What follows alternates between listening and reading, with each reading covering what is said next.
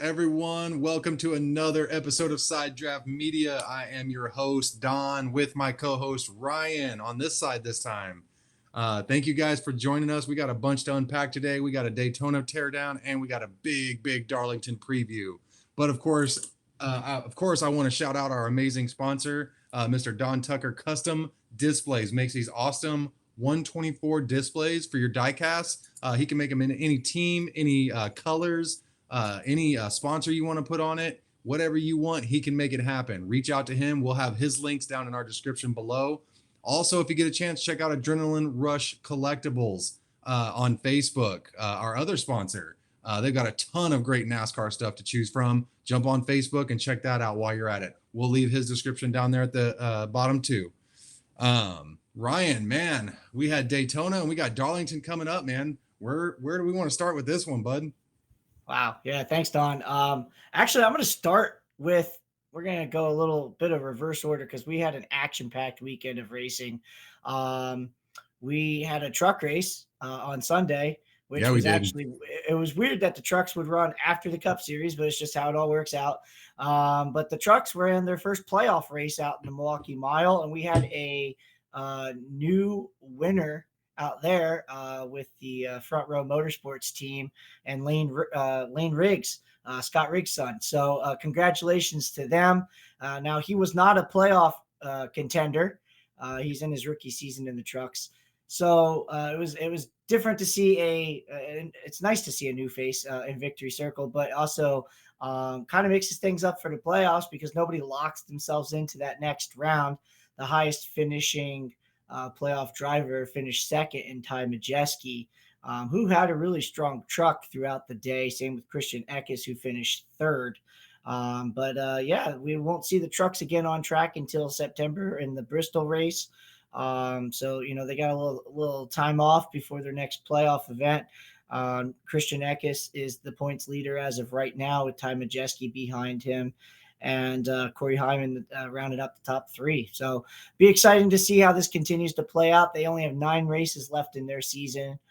So it's crunch time in the Truck Series. But that leads us back into the Cup Series because we're heading into the playoffs very soon with the Cup cars. But first, we got to shake down Daytona. So, Daytona proved to be Daytona, Don. We talked about how just melee can happen and totally change everything. And it did do that in many different aspects. We started the race off with a Front Row Motorsports front row.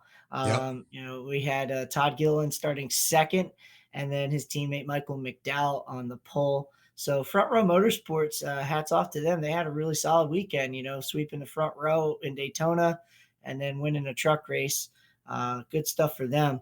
But the first, I don't know, the first stage really just was cars riding. To me, there was a lot of passing and stuff. Obviously it's a pack race, so positions are going to change.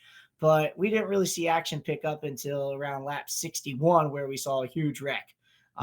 Huge wreck early. In my opinion, the big one came a little early. Ross Chastain got turned towards the front of the field. He collected a bunch of cars. Chase Elliott, Kyle Larson, Denny Hamlin, all the playoff guys, of course. Truex Jr.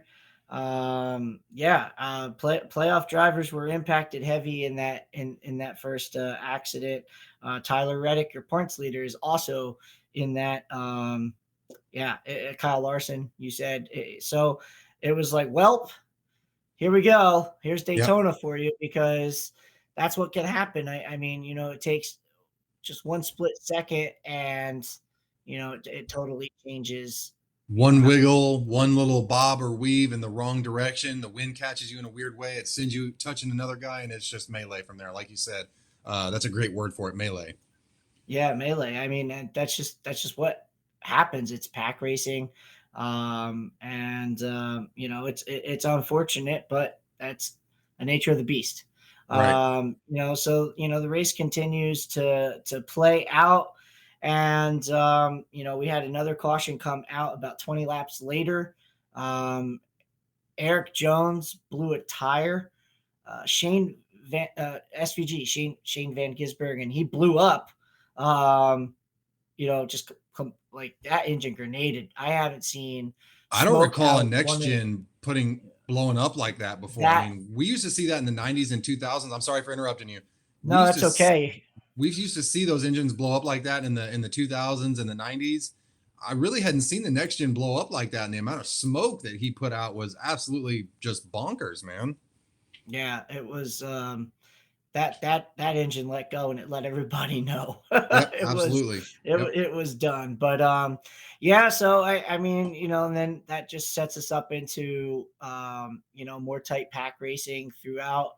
And yeah, a new winner, a A new new winner. winner. Shout Yeah, out to the and Wood brothers.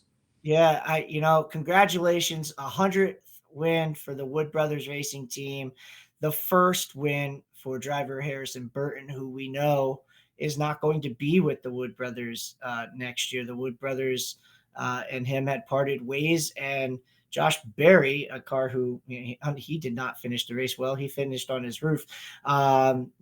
He will be driving the 21 car next year, and Harrison Burton's future is still unknown at this point for next season. This race is obviously going to do good things for him and his career moving forward. Possibly open up some seat opportunities for him. But yeah, shout out to that whole team. It's great when you see an underdog win. And the plate racing, we talked about it in last week's episode, Don. You and I called it the great equalizer, and it is that for many reasons. It allows the smaller teams to really have a fair crack at it. Now, I don't want to call the Wood Brothers a smaller team.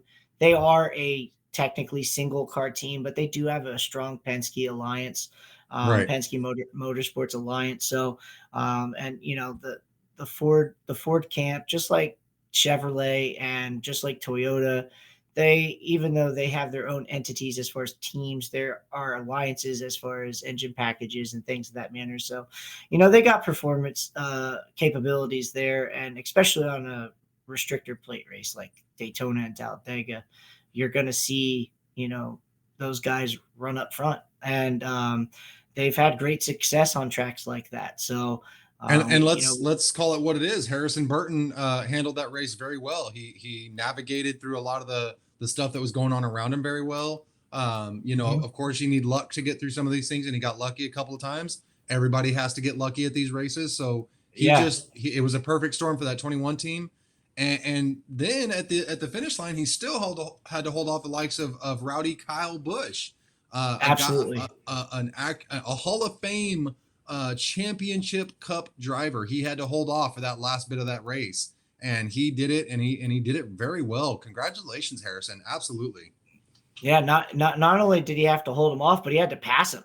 Right.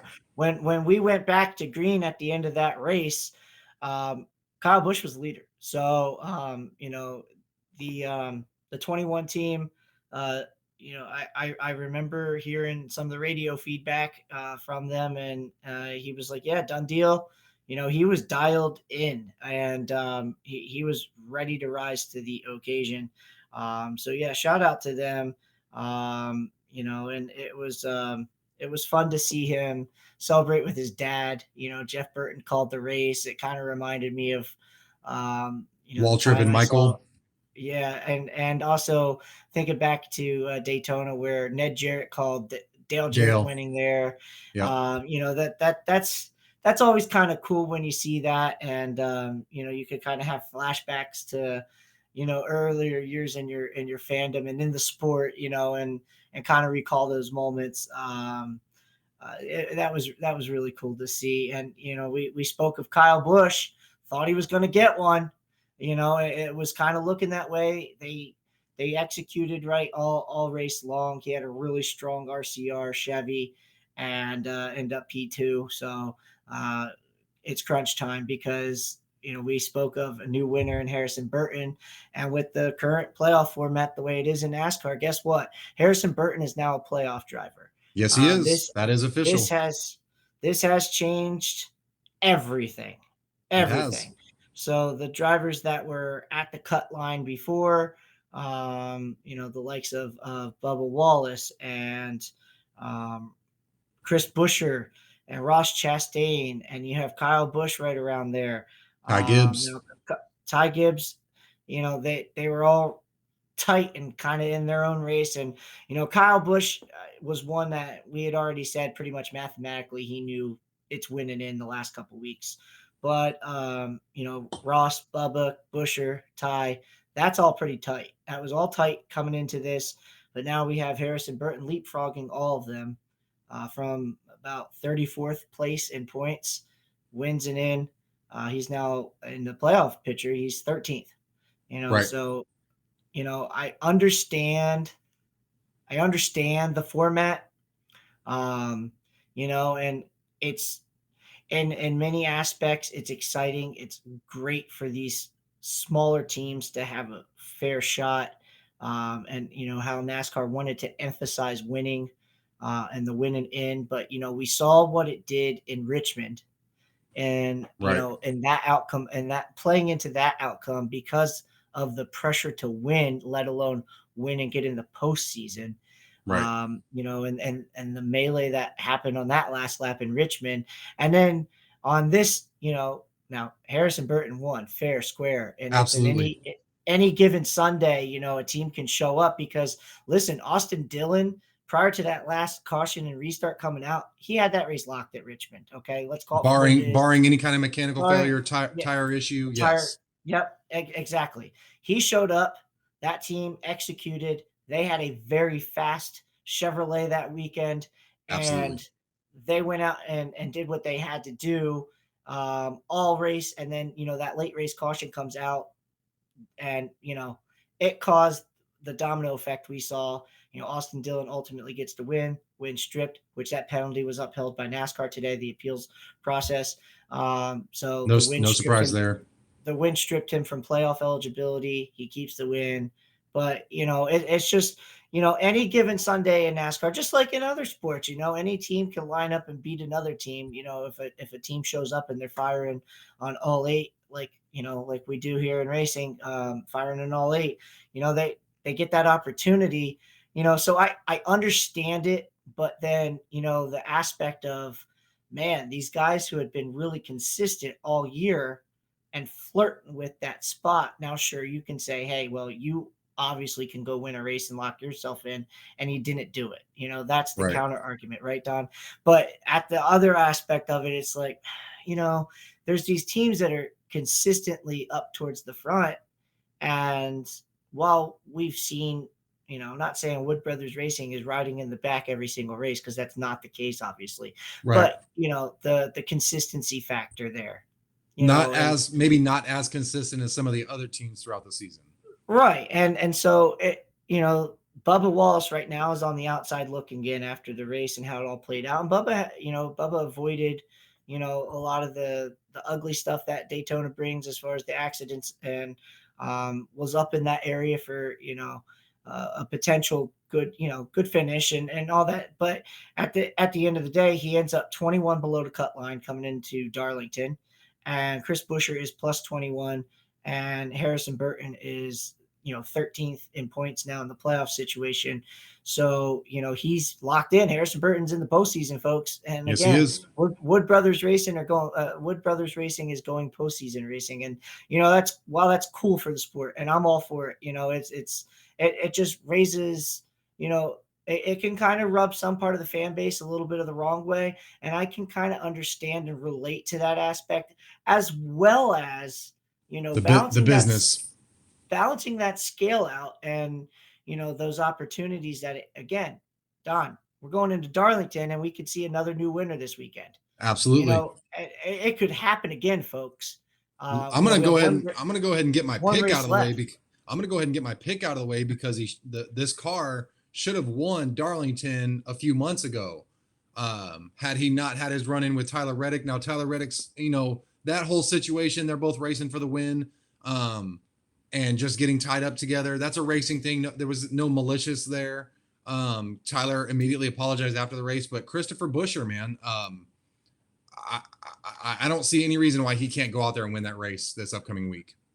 No, and we talk about and Darlington, and let's really start to dig into that because I like where this is going because he's definitely a name that we need to talk about this weekend. Chris Right. Buescher, obviously, for multiple reasons, Don, like you just said, he had a car that was good enough to win in the spring, hands down, bar none. His teammate ended up winning that race. Right. And Brad Keselowski, and locking himself into the playoffs in that. And so while one part of that team had misfortune, the other capitalized on it. RFK has one car locked in. As of right now, if the playoffs were to start tonight, Chris Buescher is in. Correct. But you're saying you're locking him in. He's winning his way in. He's not going to worry about points. He's just going to take the checker, and it very well can happen. The RFK boys are going to be strong this weekend. The Ford, Absolutely. those Fords showed up and they were fast at Yep. Darlington this past week. So if we look off of that alone, and if they try to copy and paste that recipe from the spring, sure, I fully expect those two to be out front and in contention to lead laps and also potentially put themselves in position. Yeah, absolutely. And obviously if the coin flips and it's a 6 car again, he gets another win to bump himself potentially up a little bit higher in the playoff seeding. And then, we just have to see how everything plays out behind it because Chris Buescher would be a new winner. He hasn't won a race yet this season. But there is, like I said, there's some teams behind him that, below the cut line. And we could even start at P17 with Bubba Wallace and then right behind Ross Chastain. There's no reason to believe that those guys couldn't show up and go run well at Darlington and win the race. I've seen both of them run out in the front of Darlington. And we know that Bubba's teammate Tyler is really good at Darlington. That's, there's no hiding that fact. As somebody who's looked at the statistics, it's wow what that guy does on Darlington.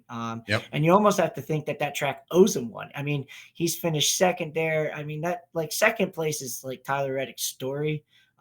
It's not quite as bad as Sheldon Creed. That dude lives in second place. Not yet. Yeah, I mean, Tyler can close races. Sheldon will get there. But absolutely. As far as but as getting back on track here, I mean, who's to say that we don't have another new winner this weekend? Somebody else can show up just like Austin Dillon did in Richmond and be dominant and win a race. It can happen. And that's what I love about that unknown factor, Don. It's and that's what the fans have to love about it too. It's a reason why we tuned in. I mean, listen, if we tuned in and expected one car to just show up and dominate and lead them all, I don't know if anybody would want to watch that, and exactly. And that's, I've seen that before. I've seen that racing in NASCAR Cup Series before. I could think back to New Hampshire with Jeff Burton. He won them all, start to finish. He led them all. He was in a 99 XI Roush Racing car, and I remember it, and just dominant and couldn't pass, and he led them all. But, anyway, that's not the type of racing fans want to see. I mean, occasionally you may have a team that just clicks and kills the field. And but even with that in play, you still have different strategies that can change leads. You have these stage breaks that are put in to try to bunch things back up. And, that's why I believe NASCAR plays into things the way they do. There's a method to the madness. Yeah. I mean, you want to keep the fans engaged, the people that are tuning in, watching these races and ultimately helping pay, NASCAR and these teams' bills. You want to put a good product on the track. But I am so excited for this race. We got Daytona behind us. There's one more plate race to come this year, and that's Talladega in the playoffs. I think we have Atlanta too, don't we? Yeah, and that is a plate race, but it's not like Daytona and Talladega. a lot different, in my opinion. It's a different Even though animal, but it still presents the pack it's racing. yeah, and so but it's yeah, a different animal. The track's different, like it's I don't in my mind classify it. It's like a light version of those other two, in my opinion. Right. And Your the baby tracks, super speedway. yeah, because the track's smaller too. So I Right. mean, you got that plays into that thought process for me there. But yeah, I mean, we come into we come into this race. So let's recap here. We have a regular season championship on the line too. Right. We have to bring that into play here because after what happened at Daytona, after what happened with Denny Hamlin and the TRD incident this past week, Woo. um, it took him out of contention for this regular season championship. And I'm going to get back to Denny Hamlin in a second. I would also Um, like to get back to Denny Hamlin because yeah, that's a very intriguing story that whether you love Denny or you don't like him as much as others, that's going to have serious implications on his playoff opportunities this year. Yeah, I mean, it totally changed the seeding for him in the playoffs, but he is locked in. He is Denny's in the locked in. playoffs, and let's be honest here. When you get in the playoffs, you know what you need to do to advance in the playoffs. It's Right. win and finish really well. Right. That's all that matters once you get into the playoffs. He's there, but I am going to get back to him because of the whole Darlington thing. But I want to talk about this playoff situation here, the regular season championship is on the line though. And yeah, we do award a trophy in NASCAR for the regular season championship, and I think that is a cool thing as well because you do have to be consistent to get this. Absolutely. This is kind of like a consistency award in my opinion. You're putting your team up front and you're closing out races very strong. We saw the rise of Reddick, I'm going to call it, because he did have to climb his way up. There was a stronghold at the top of the leaderboard for a long time in the regular season, with the likes of Kyle Larson and Chase Elliott flip flopping back and forth. And early on to start this year was we seen Martin Truex early on in the year, but that kind of dwindled down as he had his misfortunes and stuff play in. Right. If you have those DNFs and you get caught up in accidents and stuff like that, I mean, that could really ruin your chances for this regular season championship. Right now, the way it's standing, and after Daytona, I was scratching my head for a little bit, waiting to see how the points were going to play out because, of course, Denny Hamlin was involved in that wreck, but it didn't matter. He was already taken out of contention by the likes of that penalty with Right. the engine issue that on an engine that was torn down by TRD, and it shouldn't have been. It needed to be inspected by NASCAR first, and just I don't know, broken process someplace between TRD and Joe Gibbs Racing. Let's call it what it is. There's no way, Don. There's no way that they didn't know somehow, some way. Like you're a big company organization like Joe Gibbs Racing and then Toyota Racing Development. There, I don't know how that just happens, but and we will never know. They're never gonna, obviously they're gonna internally try to fix that issue so it never happens again. But No matter what, miscommunicate no matter what you miscommunication someplace. yeah, there was a total just mishap of communication within Toyota. Whatever happened with Joe Gibbs Racing, TRD, everybody that handles those, they have plans put in motion for this stuff.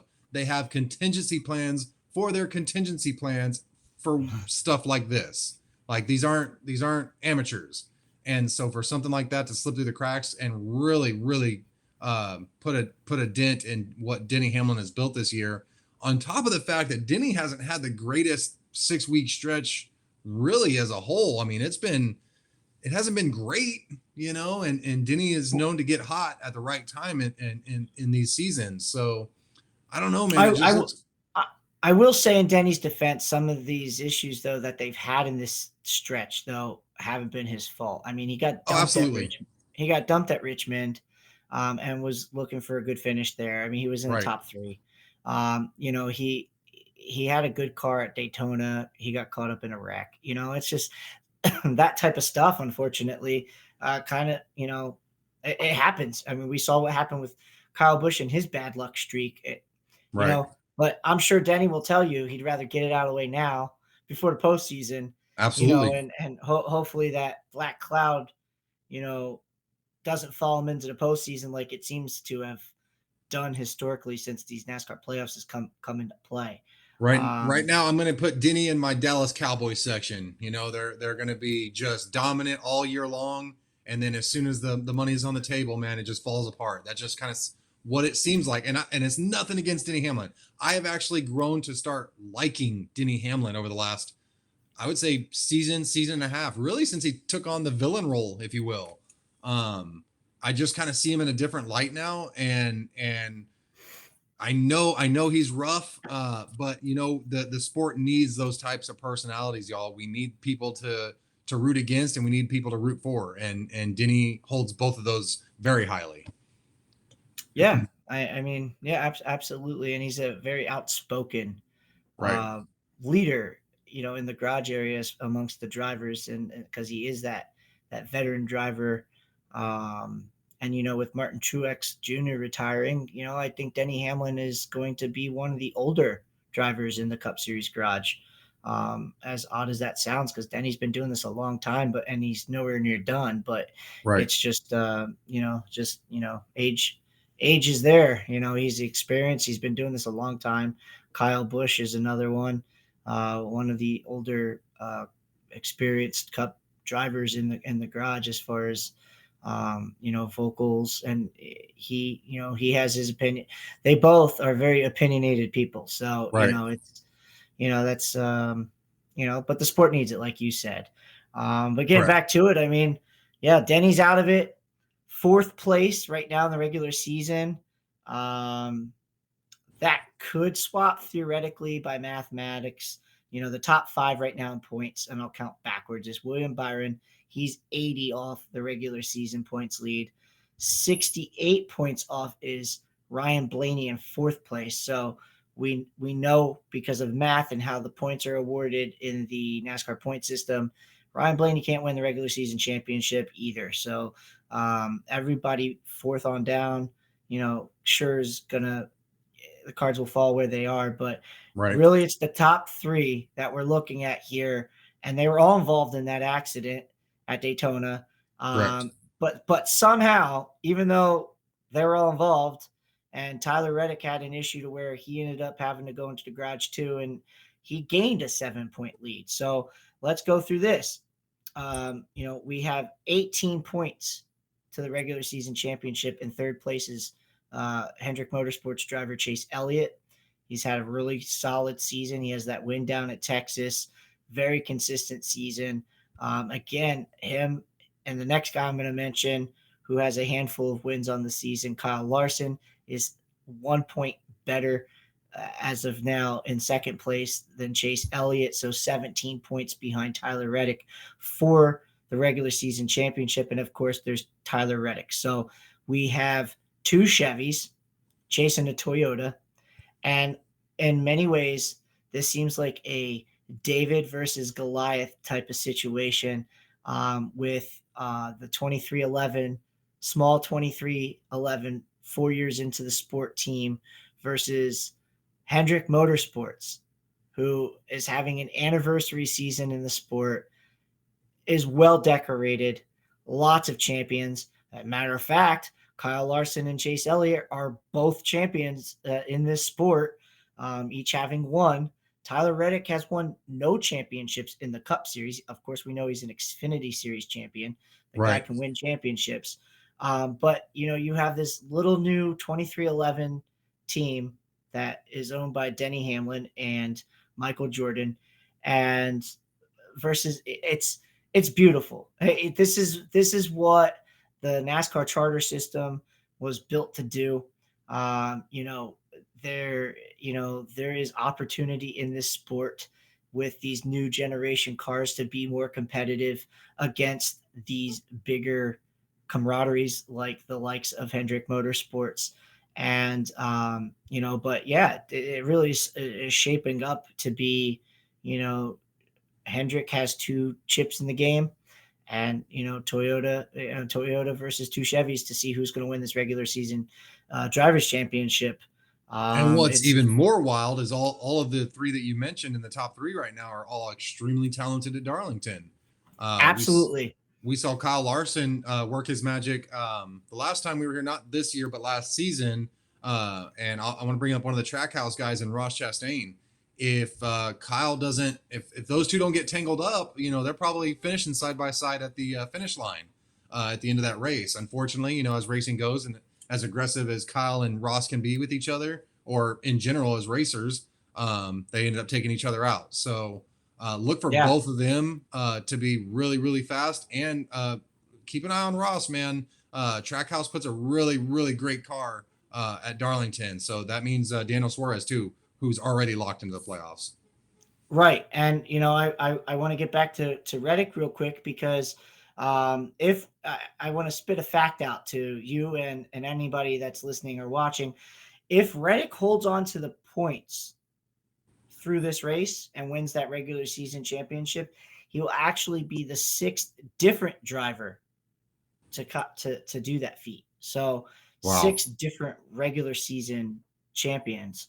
Now, we know that doesn't always calculate to hoisting the big trophy at the end of the season in Phoenix, but it's still an accomplishment. It's still something to be celebrated for these teams, whoever comes out with that trophy. Does it guarantee you a spot in the championship for? No. Does it mean that Got you're to go done? get it, man. No, because this isn't the playoffs yet. This is Right. this is just an end of the regular season accomplishment. And any driver in the field will tell you it's not the trophy they want. So Right. it's go time. And we speak of go time, and I said I'm going to come back to him, and I'm going to come back to him now, because we talk of Denny Hamlin and what could have been, because he was in that tight knit bunch of 4 drivers, really, that it was going to come down to for this regular season championship. And I really thought this track set up very nicely for Denny Hamlin specifically. Right. Since and I'm before I spit these facts, I want to let you know that these facts are from NASCAR. They're up to date statistics from 2005 Southern 500 to present. Okay, 2005. Now it takes an average finish, so it doesn't matter the amount of races you ran. And we know Denny's ran a lot more than some of these drivers because he's an experienced driver. We just talked about this. So that makes this stat even more impressive. His average finish is 8.3 and number 1 best in the entire field. So 8.3 is his average finish. Now, you want to guess who the next best one is? It's Chase somebody Elliott. that's you're close. You're close. It's somebody that's running for the championship, though, for the regular season championship, and it's Kyle Larson. Okay. And that's 11.3. Okay. So and yeah, we like you mentioned about Kyle. Kyle Larson has won won races at Darlington. He always shows up and is fast here. This type of track, I feel like, suits him well, for the reason of being able to really ride against the wall. Okay, Right. Kyle Larson is one of those drivers. If there's an opportunity to run up and find a cushion, so to speak, and you dirt racing fans will know exactly what I mean. Find that cushion. Yep. Kyle Larson's going to go up there and find it. Okay, He's one of the best at it. he is absolutely one of the best at it. I mean, the dude just rips and tears on dirt tracks every week, and any opportunity he gets, and that does translate a little bit into these cup cars. And we know with this newer body, they're a little bit more forgiving when you're up against the wall. The suspension may not be as much. We've seen toe link issues if you hit it the wrong way, but Kyle Larson will be a factor this weekend. There's zero doubt in my mind. But the third best in this equation, as far as best average finish in these statistics, is the guy who is first in points right now. It's Tyler Reddick. He has an average finish of 13.4. So again, you're going to see a slugfest out there on the racetrack. I believe that the teams that are fighting for this regular season championship are going to be the teams that are contending for a win. There are going to be the teams, though, like the Trackhouse Racing, Ross Chastain, that are desperate and need a win to get into the postseason, that have shown they can race well here. They're going to be in the equation too.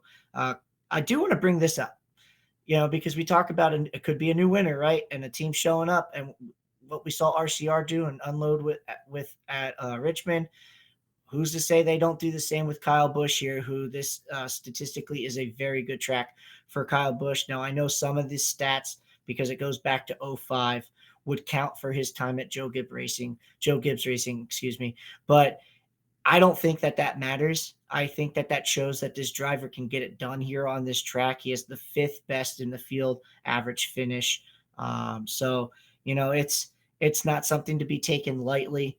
And all the drivers that were getting interviewed post-race at Daytona after they had seen a new driver go to victory lane that were really close to that bubble know what they need to do this weekend.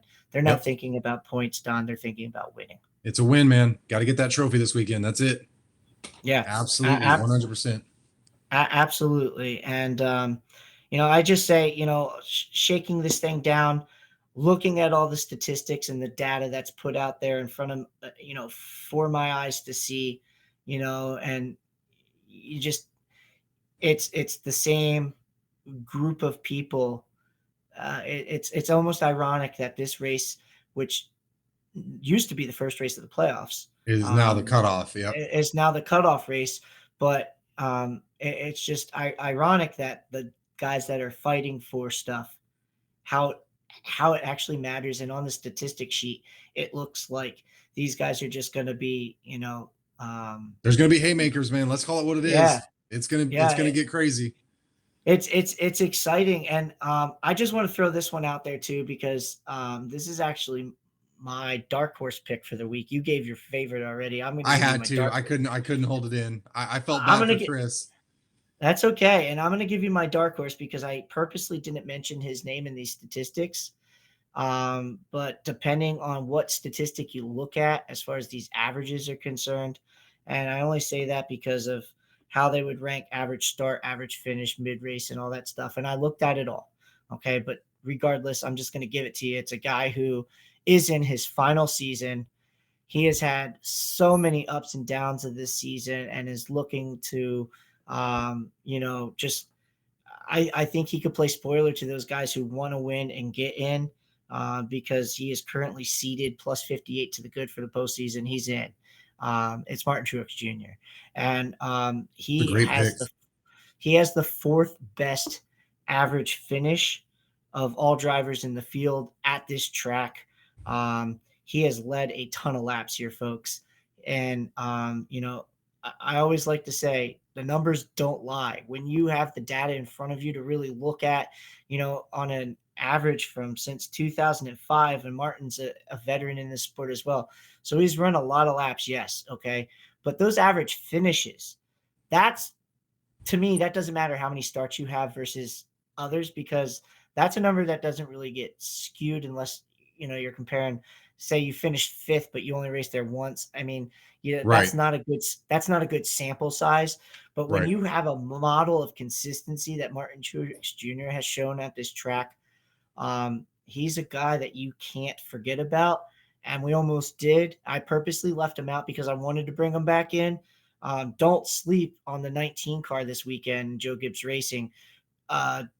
Just because he's locked into postseason doesn't mean he doesn't want to win and maybe get some playoff points and go into the postseason with a little bit of momentum, because we all know what momentum does in this sport. It carries.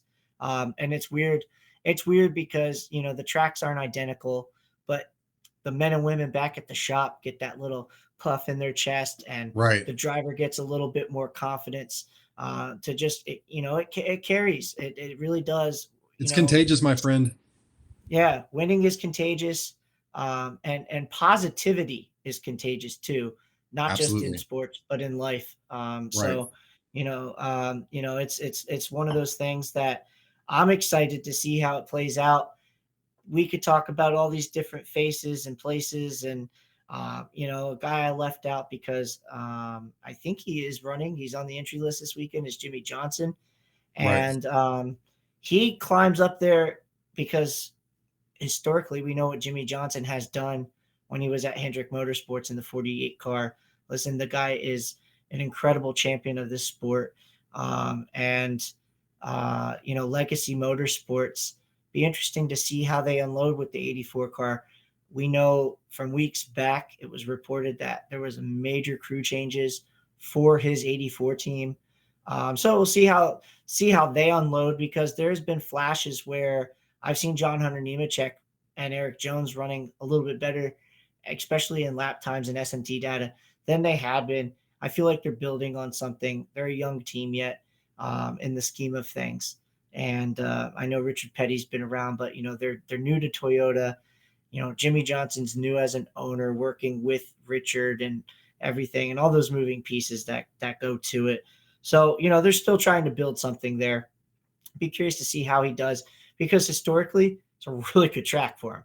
He runs well at Darlington historically, but again, how much does that data from earlier in his career play into it now with a completely different team? And that's why I say the sample sizes and what you're comparing, it's not, in my opinion, it's not apples to apples at all right now. But yeah, it's just, it's going to be an exciting race. And I'm really looking forward to not only getting through this race, seeing how the shakedown is for the postseason, and then getting started in the postseason, because man, business is going to pick up. Absolutely. It's going to be a great week. Looking forward to Darlington. I love your dark horse. It's really hard to bet against Martin Truex Jr., a veteran, a true champion of the sport, has done so many wonderful things. I really would love to see him go out on a high note with another win added to his collection of accomplishments in the Cup Series before he retires. It's very well possible that Martin Truex Jr. walks away with that trophy this weekend. Someone we haven't really discussed at all, and forgive us for bringing up Toyota again, but it's Ty Gibbs. I'm going to sound like a broken record with this kid, but he has shown us week in and week out that he is capable of running with every single driver out on this grid. It's just a matter of when that bumper hits the finish line first, really. So as far as my dark horse goes, give me that monster Toyota Camry, man. Ty Gibbs finds victory lane as my dark horse. Now we still got to get to your main pick, which I'm really excited about. We know what mine is. I couldn't bite my tongue. I wanted to go ahead and let that one slip with Christopher Buescher. I feel like he's got redemption on his mind from what happened earlier this season. I feel like he felt like his playoffs were earned that day and immediately stripped away with just a handful of laps left in that race.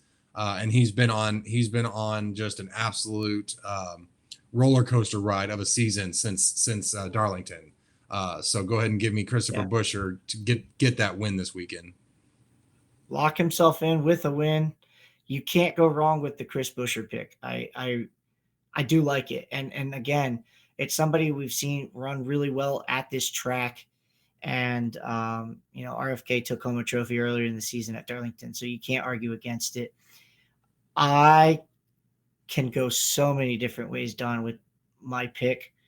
I could certainly be a homer and go with the guy who I told you has the best stats at this track, aside from Denny Hamlin and Tyler Reddick, because, Tyler is racing for that regular season championship. There's going to be extra incentive to try to win this race going into the postseason and lock up that championship. So certainly I could go there. I could go to Denny Hamlin, because I definitely think he's going to be strong this weekend. I definitely think he's going to contend for be in contention. He's going to be a name you're going to see out front, barring any issues. The Hendrick boys that we talked about, Kyle Larson, Chase Elliott, all great picks, right? All great picks. But my favorite for this weekend is another dark horse. And I am picking somebody that I feel is just going to show up and get it done. It's going to be one of those things where I've seen a little bit of momentum growing The team itself had captured a win, didn't allow him into the postseason. I believe that the 8 car of Kyle Busch is going to show up and win this race. Um, I just feel like there's something there that's been spiraling at RCR in a good direction. Right. And all it takes is one race. He's got to show up. He's got to win it. He knows he needs to do that. I really think that you're gonna see somebody else throw a wrinkle into this postseason um, lineup that we're gonna see, and Kyle Busch wins his way in. If not, you're gonna see a very dejected Kyle Busch after the race because it's winning in for him. As Right. is, as is, and mathematically, points wise, it could work out if Christopher Buescher were to have some issues and Bubba Wallace didn't, that he leapfrogs and gets in. There's also Ross Chastain. And honestly, Don, I was leaning at the 1 car too. I It's was. the dark horse, and we're not talking about the Mustangs, because we gave the RFK team their love. Their dark horse Mustangs are going to be good. I know they're going to be up there too, but I think the 8 car. This is just a gut feeling. This is going to set up to be, Kyle Busch wins at Darlington, wins his way into the postseason. What they do with it when they get there, I don't know. Beyond me. But again, these teams are fighting for their playoff life right now. It's going to be a different type of racing out there. And we got different agendas on the track. How can you not, as a fan, be excited about this Darlington race? It's just all these different agendas, all these different goals. And really the goal is obviously every week to go out and win a race. But, Right. you can't, there's only 1 car that can win a race. So So you have to if you play. don't have necessarily a winning car, how do you manage your race How to do you, give yourself the best finish possible? right. And, it's pressure on when you have to win. Right. There's no ifs, ands, or buts for a guy like Ross Chastain, really, and Kyle Busch. They need to win. And even Bubba Wallace, his interview was very short and to the point at Darlington. Sure, he was upset how it played out, but he also was one of the first guys into victory lane to congratulate Harrison Burton. I saw it, gave him a nice embrace, and wish him best of luck. And, forward focus for him because he knows, again, he goes, I should be in the postseason already. I should have won a race or two, but I didn't. Owned it. It's accountability. He goes, now I need to go win. And that's Right. just it. I mean, these guys know. I mean, these guys sit in these meetings during the week with their team, with their crew chiefs, and they know what they need to do. And it's just going to be great to see how it all shakes down and plays out. And oh, by the way, there's an Xfinity race this weekend too. We hadn't even gotten a chance to talk about the Xfinity race, man. And Yeah, congratulations to Ryan Truex for winning the Xfinity race this past weekend too. That was big time for him in that 20 car. yeah, absolutely. And the Xfinity season, they still have some time left in their season. There's 4 races left until they actually start postseason. They start off with a round of 12, not a round of 16 like the Cup guys do. So, Right. still a little bit of time for the Xfinity guys to figure out how their postseason is going to align. But yeah, and Ryan Truex, the 20 team of JGR, that 20 car, Don, you said it. I just reiterate it. You told me in a text message about how that car just seems to always just, man, It's just good, makes man. That car's just yeah. good. I mean, the guys that we've seen winning that car, the likes of Harrison Burton, John Hunter Nemechek, Ryan Truex, anybody who goes in it. I mean, Eric Almirola won in that car earlier this yeah, year. yeah, it's just unreal. And I just saw on the entry sheet that the 20 car is going to be filled by Christopher Bell this weekend Yep. in the Xfinity series. So, Yep. So he's doing the um, 2020 business this weekend. yeah. So, and yeah, that's a guy who, when he straps into an Xfinity car, you have to look to be out front. If I had to pick a favorite for that race this weekend, maybe one of the Cup guys comes in and spoils it like Bell. If not, I think Cole Custer is going to be very strong there this weekend as well. Absolutely. Great Yeah. picks. And something we hadn't really brought up at all this episode is the Toyota engines. That's still something that's kind of festering back here in the back of my mind. You know, are these guys going to get this thing figured out? You get Denny Hamlin and that crew and everything that went on with their engine. That just raises even more questions. Like, what in the heck is going on in the engine department at TRD? Like, it's just absolutely Right. bonkers. Yeah, it makes you wonder too with the issues that they had been having, if they went and tore that engine down to make sure there wasn't, like if they were trying to, maybe they honestly, it could have very well been an honest mistake and a Absolutely. serious breakdown in communication on top of that honest mistake, but maybe they were searching for the answer to why these engines are failing versus why they aren't. I mean, because Absolutely. we know with the Denny Hamlin engine, that was a race win engine, which you are allowed to run more than once. It just has to be inspected by NASCAR first. Right. So, And like, I don't for a second believe that there was malicious or malplay or any kind of situation, if you will, where Toyota was trying to pull the wool over somebody's eyes. They called no, themselves out on the mistake. So yeah, let's just call it what it is. They took yeah, ownership, they took their lumps, and they're going to move on from it. So I don't think there was any kind of cheating aspect to it. I think it was just a big mistake, and they're just going to have to learn how to move on from it. yeah, a costly one too. I mean, Very costly. why would a manufacturer, shoot themselves in the foot like that? That, Just for that was anybody to brutal. anybody to say they did it on purpose, I just think you're totally misspoken and just in the wrong frame of mind there, because there's just too much on the line and Right. too much money involved in these race teams and race cars to purposely sabotage yourself. And you talk about That's just what's on silly the talk. line. We're talking about Denny Hamlin, of all drivers, for the Toyota issue to happen to, the guy that doesn't have the championship in his entire career. It could have been any one of those 8 Toyotas, and it fell on the 11 car. That is just absolutely incredible to me. Just Yeah.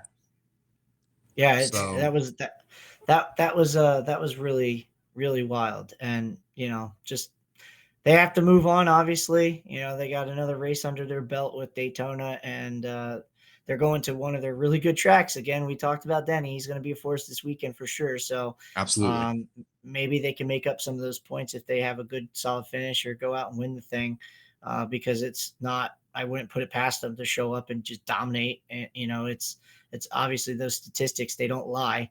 An average finish of 8.3 is ridiculous in all the career races that he's ran there. So, Right. and That the doesn't next happen best by driver, accident. the next best is 3 points, 3 positions behind him. So, I mean, that's just dominant. That's dominant Absolutely. stuff. I mean, Absolutely. it would have been too easy to pick him this weekend. So that's why I didn't, Right. it's like, Right. And especially since he isn't on the best little streak right now, it was a little bit easier to lean away from the 11 team as far as picks go. But it would right. not be surprising at all if he wrapped up the regular season with a trophy in his hands. So Plus I'm one for the drama. I'm one for the drama. So give me those yeah, dark man, give me horses. the excitement, man. Give me the stories, give me the drama. I love it.